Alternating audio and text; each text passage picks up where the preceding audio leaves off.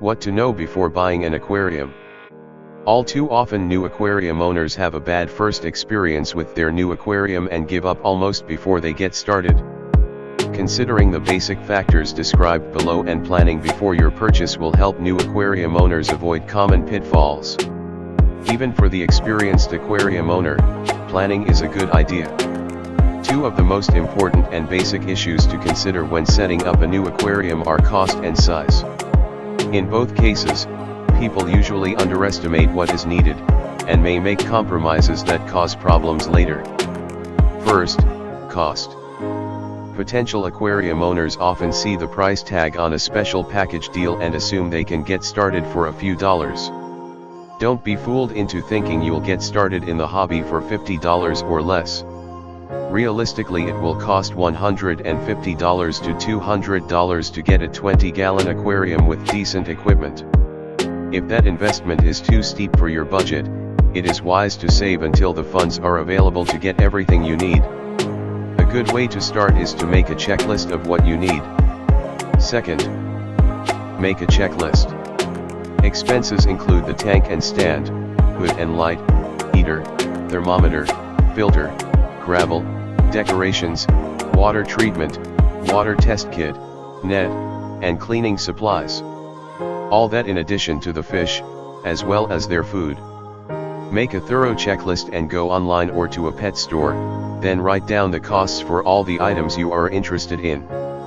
Sit down and determine what your bottom line cost is before you make your decision. You may be surprised to see the actual total cost. If your budget is very tight, another option is to ask for help. Take your checklist of what you need and let your friends and family know that you'd like items from that list for your birthday, graduation, or as a holiday gift. That way you can get started without having to opt for inferior equipment, and your family can get you something they know you want.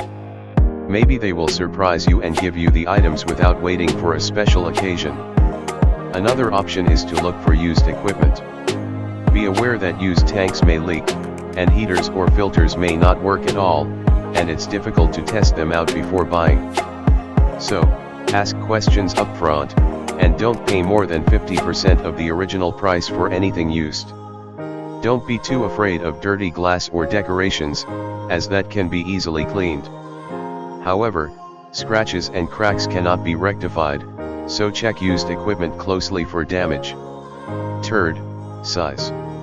Avoid tanks under 10 gallons if you are a first-time aquarium owner.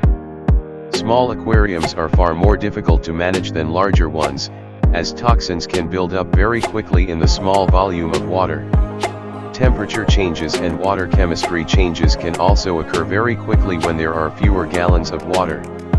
A must to avoid are those cute mini aquariums that range from 2 to 5 gallons. Although some of the package deals in tiny aquariums may seem reasonably priced, they are not good for the first-time aquarium owner. If at all possible, go with the 20-gallon or larger tank. You'll have a much better chance of making it work, as a larger tank is more forgiving of errors you might make. Fourth, consider weight. Be aware that an aquarium larger than 15 gallons will weigh more than 200 pounds when filled, and should be placed on a stand rather than a shelf or desk. You'll also need a place to put the aquarium that is not in direct sunlight or be subjected to drafts or temperature extremes that could harm the fish. The location must also be capable of getting wet from time to time. Performing maintenance, adding or removing fish and other items from the tank will splash water around the aquarium. Keep that in mind if you are thinking about keeping a tank on your desktop or over a shelf of books or other items that might get wet. Fifth, number of fish.